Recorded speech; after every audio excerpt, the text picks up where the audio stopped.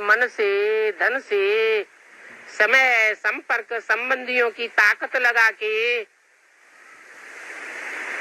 जितना जितना हम सेवा करते जाएंगे, वो सेवा का फल, मेवा खुशी का जरूर मिलेगा। क्यों? क्योंकि सेवादारी बच्चों को बाप खुद ही याद करते हैं। हमारी याद में उतनी ताकत हो या न हो, लेकिन बाप की याद में तो बहुत ताकत है। तो बाप जिन बच्चों को याद करेगा, जिन बच्चों से कनेक्शन जोड़ेगा, तो कनेक्शन तो झट जुड़ जाएगा।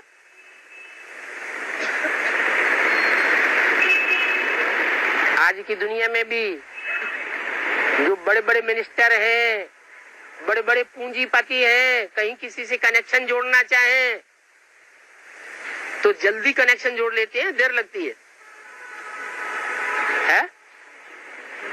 जल्दी कनेक्शन जुड़ जाता है।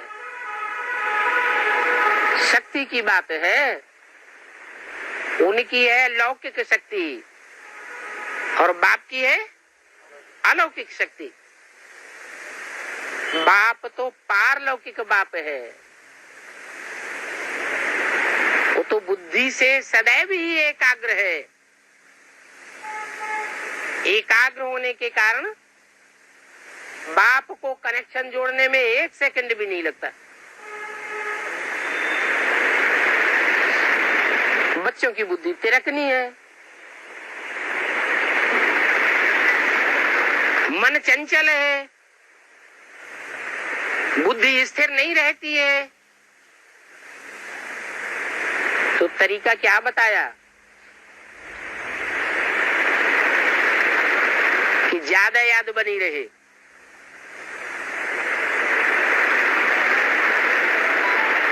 सेवा। जितनी सेवा करेंगे, जहां हमारा तन होगा वहां हमारा मन होगा, बुद्धि जाएगी, बुद्धि योग लगेगा। जहां हमारा धन होगा वहां हमारा मन होगा। धन की ताकत जहां हम लगाएंगे ईश्वरीय सेवा में, तो मन ईश्वर जरूर खींच लेगा। तो चाहे तन हो, चाहे मन हो, चाहे धन हो, चाहे समय की ताकत हो। आज की दुनिया में सबसे जास्ती वैल्यू किस चीज की है? धन की भी उतनी वैल्यू नहीं है। धन चोर चुराए ले जावेंगे, आग जला देगी, इनकम टैक्स उठा ले जावेगा, कुछ भी हो सकता है।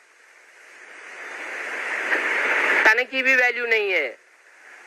रास्ता चलते चलते ट्रक कचर देता है। और मनुष्यों के तन की तो और भी ज्यादा वैल्यू नहीं है।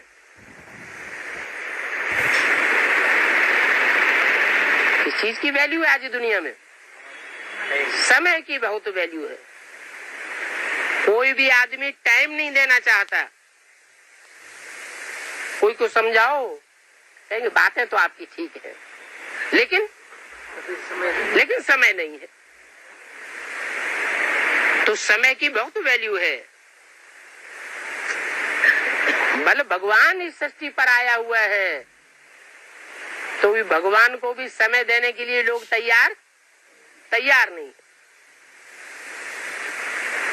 तो जितना हम अपना समय लगावेंगे ईश्वरीय सेवा में,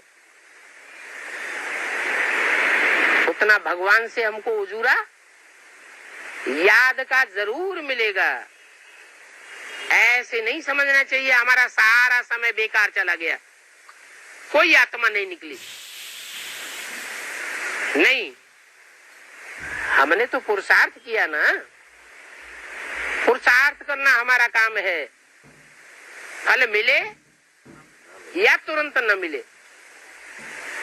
बाप तो कहते हैं जो बीज तुम डालते हो वो अविनाशी बीज है। आज फल नहीं देगा तो कल फल देगा।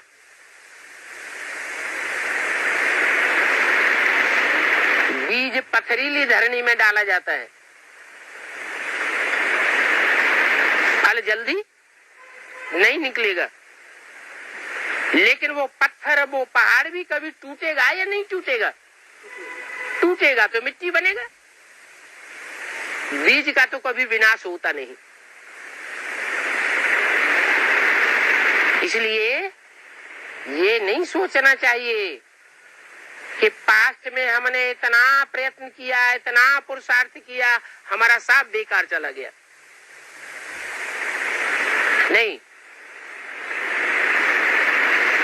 प्रारब्ध तो बनती ही है।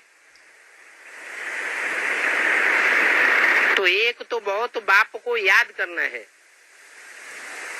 भक्ति मार्ग में भी याद करते थे और यहाँ भी बहुत याद करना है। अंतर क्या है?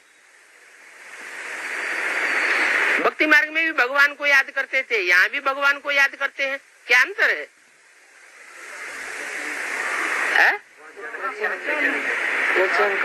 वहाँ याद करते थे बिना जाने बिना पहचाने, अंधश्रद्धा पूर्वक याद करते थे। और अभी तो हम श्रद्धा विश्वास पक्का करके याद करते हैं, निश्चयात्मक बुद्धि से याद करते हैं कि यही भगवान है, भगवान का यही स्वरूप है, यही भगवान का कर्तव्य है, यही भगवान का नाम रूप देश काल है। इसके अलावा भगवान का कोई दूसरा नाम रूप देश काल नहीं हो सकता। हमने असलियत में भगवान को पहचाना है। दुनिया में और कोई भी ऐसे भगवान को नहीं पहचान सकते जितनी गहराई से हमने जाना है। तो भक्ति की याद में और अभी की याद में जमीन आसमान का फर्क हो जाता है। सोचना चाहिए कि भक्ति में हम कैसे याद करते थे। कहते थे भगवान जब आप आवेंगे तो हम आपके ही बनेंगे। 63 जन्म अंजाम किया ना,